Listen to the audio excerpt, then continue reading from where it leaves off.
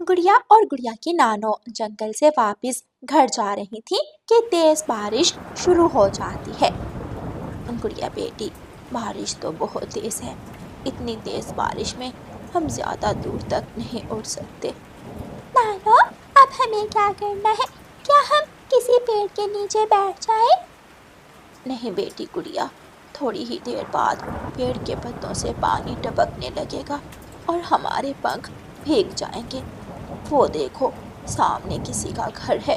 हम वहाँ कुछ देर रुक जाते हैं। गुड़िया की नानो गुड़िया को साथ लेकर सामने वाले घर के पास जाती है। वो घर गोरी कवि का था। बेटी कवि, मुझे और मेरी नवासी को कुछ देर अपने घर में रुकने दो। जब बारिश खत्म होगी तो हम यहाँ से चली जाएंगी। ठीक है बूढ़ी माँ जी, आप अंदर आ जाएं। गौरी, ये कौन है? इसे हमारे घर में क्यों आने दिया? कालू, चुप करके बैठ जाओ। बेचारी बूढ़ी चिड़िया और इसकी नवासी बारिश में भीग रही थी। जब बारिश रुकेगी तो ये चली जाएंगी।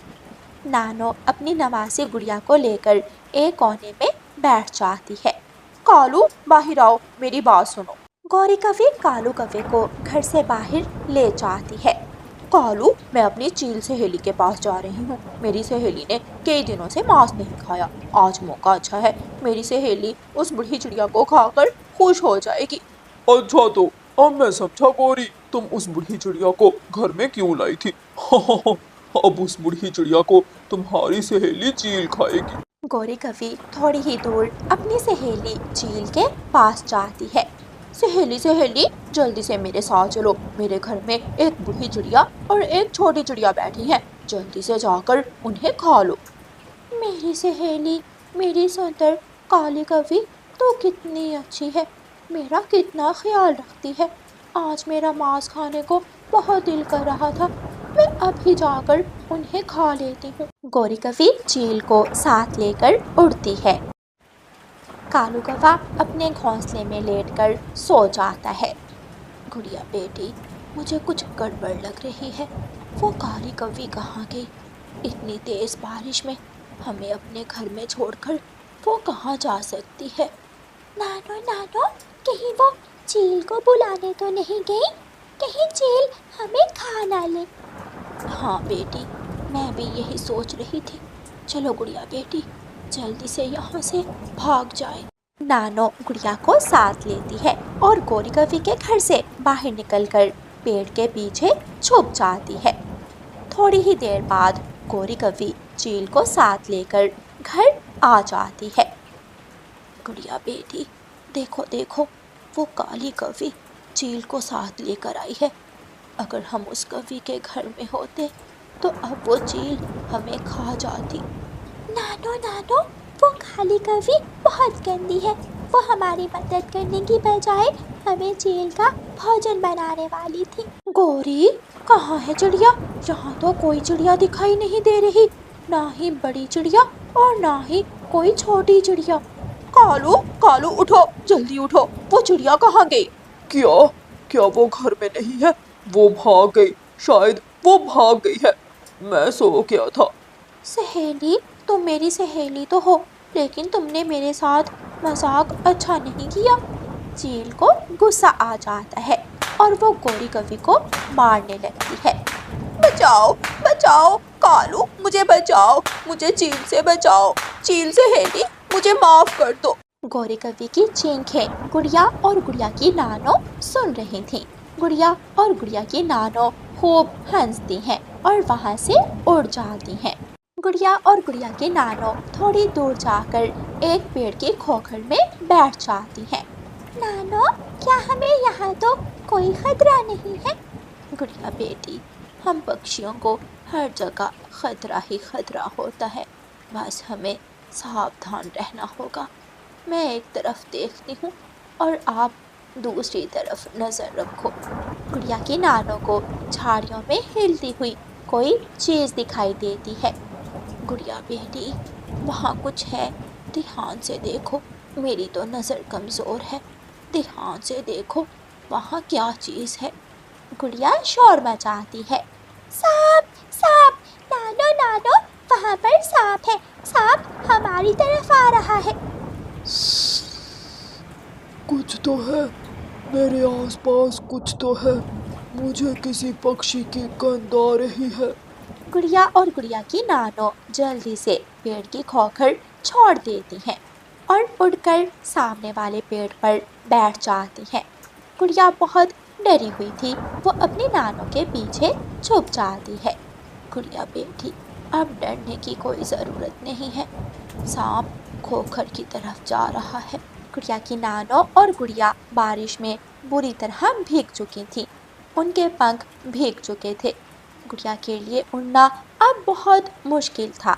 गुड़िया बेटी, रात होने वाली है, हमें रात होने से पहले पहले अपने घर वापस पहुंचना है और ये बारिश रुकने वाली नहीं। चलो हम बारिश में ही घर जाएं। गुड़िया की नानो गुड़िया को साथ लेकर उड़ती है, लेकिन थोड़ी ही दूर जाकर गुड़िया गिर जाती है क्योंकि उसके पंख भीग चुके थे। नानो, मैं अब और नहीं उड़ सकती, मेरे पंख भीग चुके हैं, मैं थक गई हूँ। मैं अपनी बेटी को उठा लेती हूँ। गुड़िया बेटी, आप मेरी पीठ पर बैठ जाओ। नहीं नानो, मैं ऐसा नहीं कर सकती, आप कैसे उड़ पाओगी, आप तो बूढ़ी हैं। मैं बूढ़ी ज़रूर हूँ, लेकिन मैं अपनी बेटी गुड़िया का बोझ उठा सकती हूँ। चिंता ना करो, मैं कर लूँगी। आप मेरी पीठ पर बैठे। फिर गुड़िया अपनी नानो की पीठ पर बैठ जाती है और गुड़िया की नानो गुड़िया को लेकर उड़ती है। गुड़िया की नानो बुरी तरह थक गई थी, लेकिन वो फिर भी उड़ती जाती है। भूख से मर रहा हूँ, पेड़ की खोखर भी खाली है। अगर आज मांस ना मिला तो मैं मर जाऊंगा। जाता हूँ, अब कहीं और जाता हूँ। वो सांप भोजन ढूंढता ढूंढता गौरी कवि और कालू कवि के घर पहुंच जाता है। गौरी कवि और कालू कौवा घर में सोए हुए थे। सांप खिड़की के रास्ते उनके घर में घुसता है। वाह वाह, ताजे ताजे काले कौवे। आज मैं ताजे ताजे काले कौवे खाऊंगा। सांप की सू सू सुनकर गौरी कवि की आंख खुल जाती है। कालू, कालू, सांप, सांप, हमारे घर में सांप घुस आया है। कालू कौवा जल्दी से उठकर बैठ जाता है। भाग भाग गोरी भाग, हमें ये घर छोड़कर कहीं जाना होगा। भाग जल्दी कर, वरना ये सांप हमें खा जाएगा। भाग गए, काले कौवे भी भाग गए। अब तो मुझे भूखे पेट ही सोना होगा।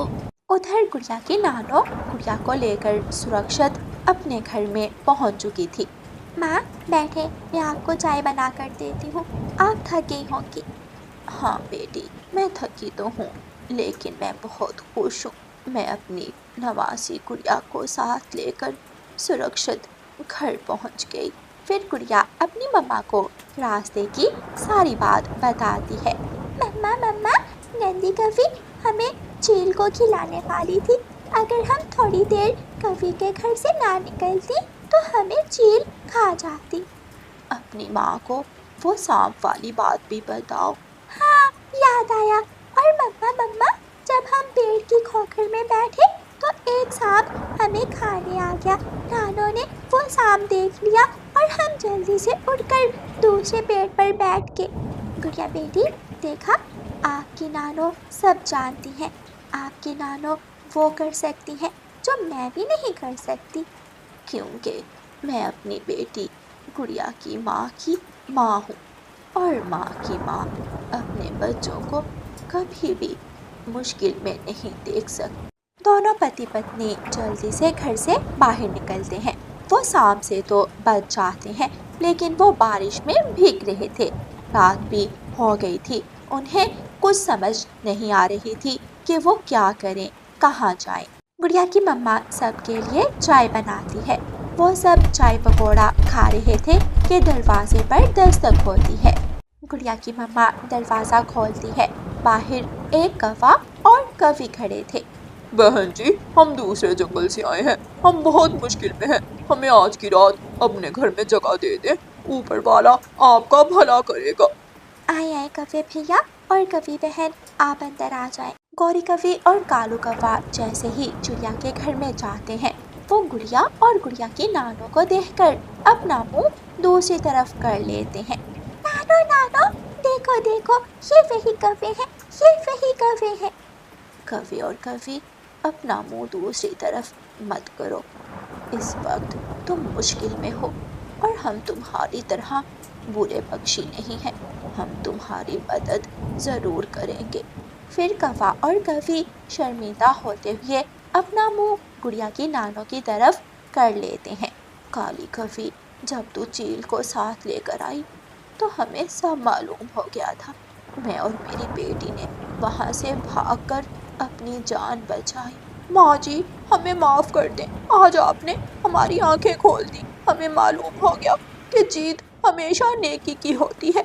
आज के बाद हम कभी कोई बुरा काम नहीं करेंगे और हमेशा अच्छाई के रास्ते पर चलेंगे। रानो चिड़िया कौवे और कौवी को दाना देती है और वो सब आराम से मीठी नींद सो जाते हैं। प्यारे दोस्तों, इस कहानी को लाइक, अपने दोस्तों के साथ शेयर और चैनल को सब्सक्राइब करना बिल्कुल मत भूलना। आपका धन्यवाद। स्वीटो बकरी, जिसका रंग सफेद था, अपने घर में बैठी हुई थी। बकरी के पास उसके 2 छोटे छोटे बच्चे खेल रहे थे।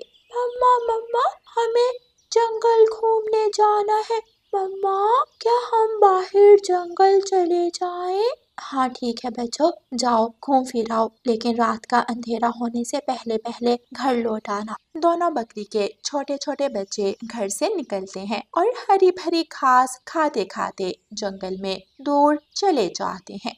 भाई चलो नदी की दूसरी तरफ जाते हैं। नहीं छोटे भाई, मम्मा ने नदी की दूसरी तरफ जाने से मना किया था। याद है ना, जब हम मम्मा के साथ आए थे और मैंने नदी की दूसरी तरफ जाने की जिद की थी।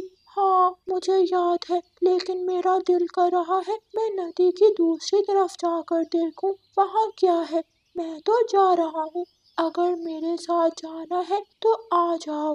नहीं नहीं छोटे भाई, ऐसे मत करो। वो देखो, नदी के ऊपर लकड़ी का पुल है, मैं वहाँ से जा सकता हूँ। ऐसे कहते हुए छोटा भाई भागता है और लकड़ी के पुल से गुजरता हुआ नदी की दूसरी तरफ चला जाता है। बड़ा भाई भी अपने भाई के पीछे ही चला जाता है। नदी की दूसरी तरफ का नज़ारा देखकर दोनों भाई बहुत खुश होते हैं। वाह, यहाँ तो पके हुए फल है। देखो, आम के पेड़ के नीचे गिरे हुए आम हम खा सकते हैं। दोनों भाई आम के पेड़ के नीचे जाते हैं और पके हुए आम उठाकर खाने लगते हैं। अचानक हवा तेज होती है और बारिश शुरू हो जाती है। दोनों भाई वापस जाने की बजाय जंगल की तरफ आगे भाग जाते हैं। वो इधर उधर देखते हैं और छुपने के लिए कोई जगह ढूंढते हैं। भाई यहाँ आ जाओ, यहाँ आ जाओ, इस पेड़ के नीचे बारिश का पानी नहीं आ रहा। वाह वाह, आज तो मेरी किस्मत जा गई। 2 छोटे छोटे बकरी के बच्चे, मैं इन्हें खाकर अपना पेट आसानी से भर सकती हूँ। होगी लोमड़ी दोनों भाइयों की तरफ घूर रही थी और आहिस्ता आहिस्ता उनकी तरफ जाती है। लोमड़ी आंटी, हमें मत पकड़ना वरना हम शोर मचाएंगे, हम सबको बताएंगे, हम पक्षी इकट्ठे करेंगे। नहीं नहीं बच्चों, मैं आपको खाने नहीं आई, मैं तो आपकी मदद करने आई हूँ। चलो मेरे साथ मेरे घर चलो, यहाँ बैठे रहे तो बारिश में भीग जाओगे। ये सुनकर वो दोनों खुश हो जाते हैं और लोमड़ी के साथ चल देते हैं। सामने घने पेड़ की डाल पर नानो चिड़िया अपना दाना लेकर बैठी हुई थी। ना जाने कब बारिश रुकेगी और कब मैं अपने बच्चों का दाना लेकर घर जाऊंगी। अरे वो दुष्ट लोमड़ी बकरी के बच्चों को अपने साथ ले जा रही है, वो उन्हें खा जाएगी, मुझे उनकी मदद करनी चाहिए। रानो चिड़िया जल्दी से उड़ती है और लोमड़ी के रास्ते में जाकर बैठ जाती है। बच्चों, इस लोमड़ी के साथ मत जाना, ये बहुत मक्कार लोग है। नहीं नहीं आंटी, लोमड़ी मौसी तो हमें बारिश से बचाने के लिए अपने घर ले जा रही है। आप दोनों इसकी बातों में मत आओ, ये झूठ बोल रही है। ये घर ले जाकर आप दोनों को खा जाएगी। ये सुनकर बकरी के दोनों बच्चे डर जाते हैं और भागकर रानू चिड़िया के पास आ जाते हैं। चिड़िया चिड़िया चुप कर, शोर मत मचा, क्यों सबको बता रही हो? मैं तो बस इन्हें अकेला देखकर अपने घर ले जा रही थी। अच्छा ठीक है, मैं चली जाती हूँ। चिड़िया को देखकर लोमड़ी वहाँ से चली जाती है और रानू चिड़िया दोनों बकरी के बच्चों को अपने साथ अपने घर ले जाती है। मैंने क्यों जाने दिया? मैंने अपने छोटे छोटे बच्चों को घर से बाहर क्यों जाने दिया? अब क्या होगा? मेरे बच्चे कहाँ होंगे? बकरी माँ बहुत परेशान हो जाती है और अपने बच्चों को ढूंढने जंगल निकलती है। वो इधर उधर सभी जगहों पर देखती है, लेकिन कहीं भी उसे अपने दोनों बच्चे दिखाई नहीं देते। कावे कावे, क्या तुमने मेरे बच्चों को कहीं देखा है? मेरे बच्चे खो गए हैं। मैं झूठ बोलता हूँ और बकरी से इसका दूध लेकर पीता हूँ। वो कौवा बहुत छोटा था, इसलिए वो कौवा बकरी से झूठ बोलता है और कहता है, हाँ हाँ देखा है, मुझे मालूम है तुम्हारे दोनों बच्चे कहाँ हैं। लेकिन पहले मुझे अपना दूध दो, फिर ही मैं तुम्हें बताऊंगा कि तुम्हारे बच्चे कहाँ हैं। ठीक है कौवे, तुम मेरा दूध पी सकते हो। चलो मेरे साथ मेरे घर चलो, मैं वहाँ बाल्टी में तुम्हारा दूध निकालूंगा। मैं और मेरी पत्नी गोरी कौवी जी भर के तुम्हारा दूध पिएंगे और फिर मैं तुम्हें बताऊंगा कि तुम्हारे बच्चे कहाँ हैं। कौवा झूठ बोलकर बकरी को अपने साथ अपने घर ले जाता है। वहाँ गोरी कौवी बकरी का दूध निकालती है और बाल्टी रसोई में रख लेती है। कालू कौवे, तुमने मेरा दूध निकाल लिया, अब जल्दी से मुझे बताओ मेरे दोनों बच्चे कहाँ हैं? मुझे क्या मालूम, मैं तुम्हारे बच्चों का रखवाला हूँ। चल चल निकल यहाँ से, भाग जा यहाँ से। मैंने तो झूठ बोलकर तुम्हारा दूध पीना था, वो मैंने ले लिया। बकरी बकरी, तुम भी बहुत मासूम हो जो हम कौवों की बातों को सच मान गई। मैं पहले ही बहुत परेशान हूँ। कौवे, तुमने झूठ बोलकर मेरे साथ बहुत बुरा किया, तुमने मेरी उम्मीद तोड़ दी। बकरी रोती हुई वहाँ से चली जाती है। छोटा भाई रोए जा रहा था और अपनी गलती पर बहुत पछता रहा था। मैंने ही नदी के पार आने की जिद की थी। अगर हम अपने जंगल होते तो हमारी मम्मा हमें ढूंढ लेती। मम्मा, इन दोनों की मम्मा बहुत परेशान होंगी, आप इन्हें नदी की दूसरी तरफ छोड़ आए। गुड़िया बेटी, बाहर बहुत तेज बारिश है, मैं यही सोच रही थी बारिश थोड़ा रुकती है तो इन्हें लेकर जाती हूँ। काफी देर के बाद भी बारिश कम नहीं होती और फिर रानू चिड़िया तेज बारिश में ही बकरी के दोनों बच्चों को साथ लेकर घर से बाहर निकलती है। रानू चिड़िया नदी के किनारे जाती है, वहाँ लकड़ी का पुल था। रानू चिड़िया बकरी के बच्चों को साथ लेकर नदी की दूसरी तरफ पहुँच जाती है। बेटा, क्या आपको अपने घर का पता मालूम है? नहीं चिड़िया आंटी, लेकिन मुझे इतना याद है हमारे घर के पास एक सूखा पेड़ है। लेकिन यहाँ तो कोई भी सूखा पेड़ नहीं है, सभी पेड़ हरे भरे हैं। चलो हम किसी से जाकर पूछ लेते हैं। रानू चिड़िया बकरी के बच्चों को साथ लेकर आगे बढ़ती है। सामने एक घर था, वो काले कौवों का घर था। रानू चिड़िया वहाँ जाती है। कवे कवे भैया, क्या इस जंगल में कोई बकरी भी रहती है? उसके बच्चे मेरे पास हैं, मैंने इन्हें इनकी मम्मा तक पहुँचाना है। हाँ चिड़िया, इस जंगल में एक बकरी रहती है जो थोड़ी ही देर पहले हमारे पास आई थी। वो अपने बच्चों को ढूंढ रही थी। आप जल्दी से मुझे उसके घर का पता बता दो ताकि मैं उसके बच्चों को उस बकरी तक पहुंचा सकूं। गौरी कौवी घर से भागी भागी आती है। झरने के पास उस बकरी का घर झरने के पास है, जाओ जाओ चिड़िया, वहाँ चली जाओ। रानू चिड़िया वहाँ से चली जाती है और बकरी के बच्चों को साथ लेकर झरने की तरफ चलती है। गोरी, तुमने चिड़िया से झूठ क्यों बोला? बकरी का घर तो सूखे पेड़ के पास है। कालू, अगर बकरी के बच्चे बकरी तक पहुंच गए तो वो अपने बच्चों को अपना दूध पिला देगी और हमें दोबारा दूध नहीं मिलेगा। और अगर बकरी के बच्चे अपनी माँ तक ना पहुँचे तो हम हर रोज बकरी को पागल बनाकर उसका दूध पिया करेंगे। रानू चिड़िया झरने पर जाती है, लेकिन वहाँ तो कोई भी बकरी नहीं थी। सामने पेड़ पर तोते का घर था। चिड़िया तोते से पूछती है, तोते भैया, मुझे कौवे ने बताया है कि यहाँ एक बकरी रहती है, उसका घर कहाँ है? चिड़िया, उन कौवों ने तुमसे जरूर झूठ बोला होगा, बकरी का घर तो सूखे पेड़ के पास है। वो कौवे बहुत बुरे हैं जिन्होंने मुझे झरने की तरफ भेज दिया। तोते भैया, आप मेरी मदद करें, मुझे बताएं कि सूखा पेड़ कहाँ है। चिड़िया चलो, मैं तुम्हारे साथ चलता हूँ, मुझे सब मालूम है कि बकरी का घर कहाँ है। तोता चिड़िया के साथ उड़ता है और दोनों बच्चों को साथ लेकर चिड़िया और तोता बकरी के घर तक पहुँच जाते हैं। आंटी आंटी, यही है हमारा घर, यही है।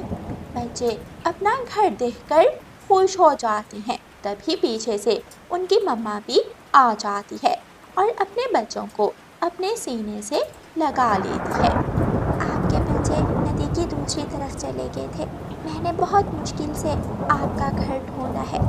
मम्मा मम्मा, चिड़िया आंटी ने हमें बचा लिया, वरना वो भूखी लोमड़ी हमें खाने ही वाली थी। फिर बकरी चिड़िया का शुक्रिया अदा करती है और चिड़िया से कहती है, चिड़िया बहन, मैं आपका एहसान हमेशा याद रखूंगी। चले, आप मेरे घर चलें, मैं आपको अपना मीठा दूध पिलाती हूँ। फिर बकरी तोते और चिड़िया को अपने घर ले जाती है और दोनों को अपना मीठा दूध पिलाती है। रानू चिड़िया और तोता बकरी के बच्चों को उनकी माँ के पास छोड़कर वापस अपने अपने घरों को चले जाते हैं। चिड़िया बहुत खुश थी क्योंकि उसने एक अच्छा काम किया था। प्यारे दोस्तों, इस कहानी को लाइक, अपने दोस्तों के साथ शेयर और चैनल को सब्सक्राइब करना बिल्कुल मत भूलना। आपका धन्यवाद।